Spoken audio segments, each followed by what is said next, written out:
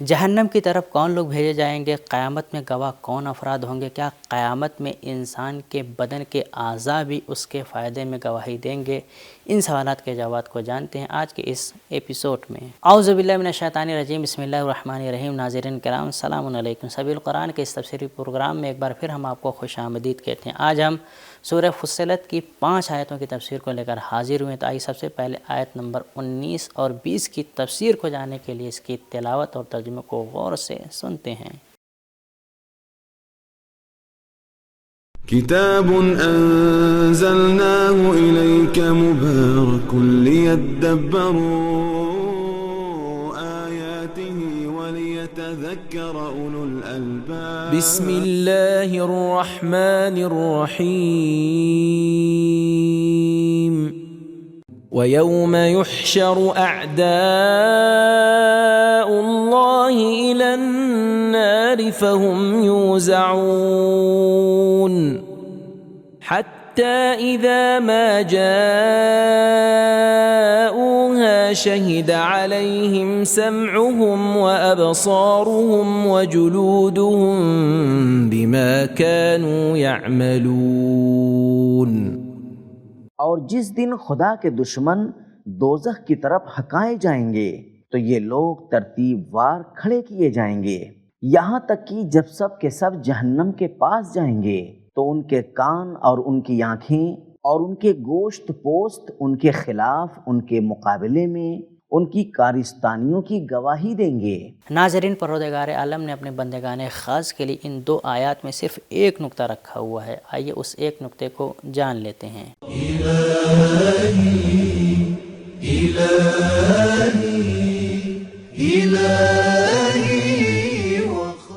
نقطہ یوزعون کا معنی ہے گرفتار ہونا، یعنی پہلے والے کو گرفتار کر کے رکھا جائے گا جب تک آخری آدمی نہ آ جائے۔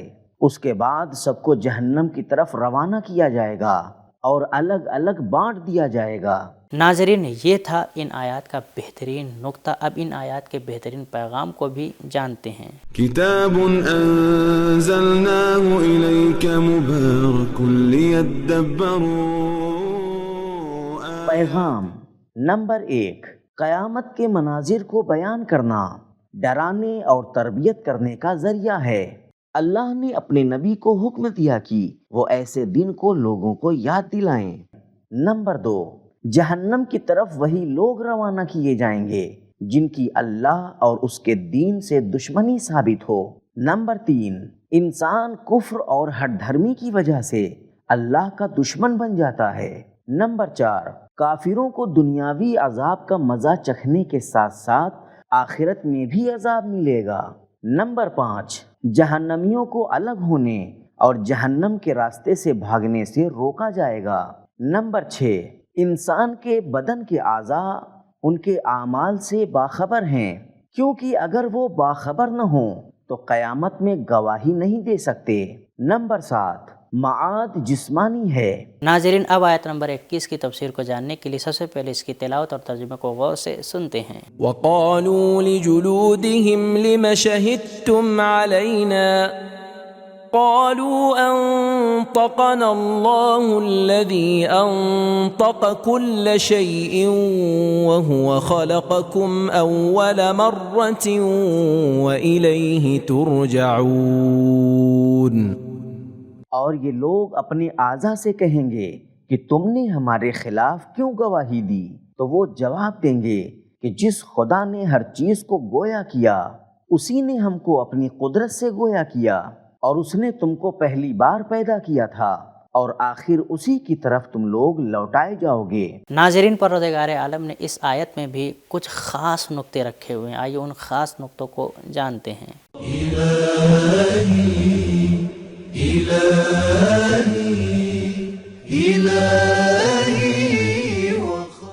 نکات، قیامت میں متعدد گواہ ہوں گے، من جملہ اللہ، انبیاء، زمین، وقت، فرشتے، انسان کے بدن کے اعضاء وغیرہ، اور ان میں سے ہر ایک کے لیے آیت اور حدیث موجود ہے۔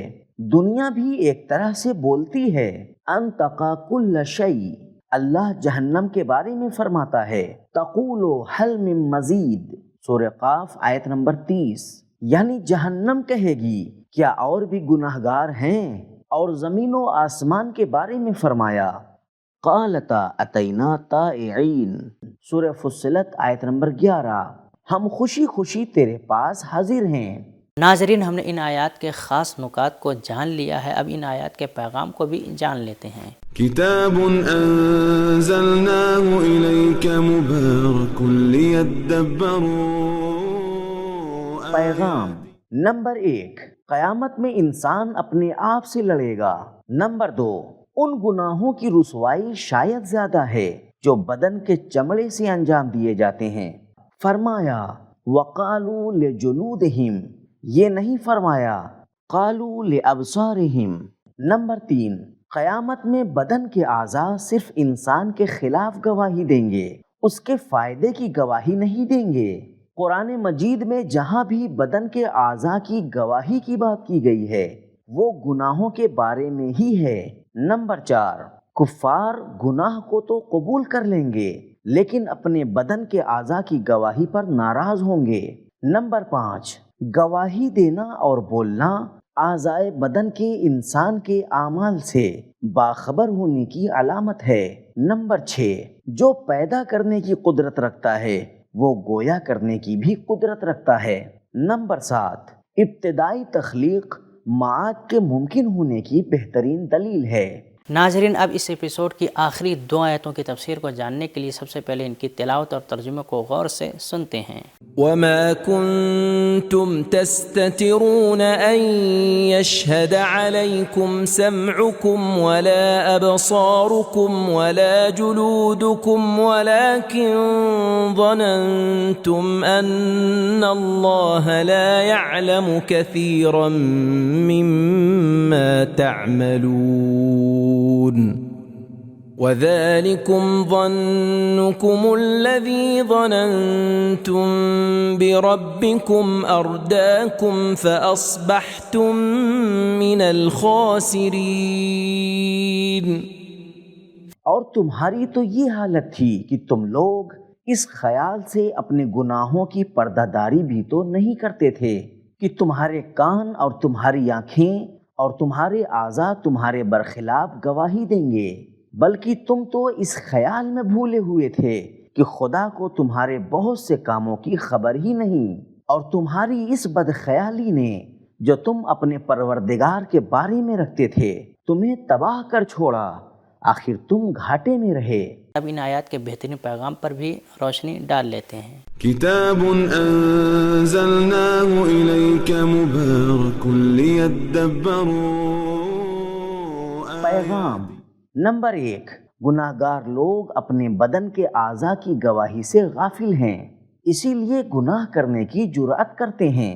نمبر 2، دنیا میں بدن کے اعضاء کا گواہ ہونا اور قیامت میں ان کا گواہی دینا چھپانے اور شک کرنے کے قابل نہیں ہے، اگرچہ گناہگار لوگ اس سے غافل ہیں۔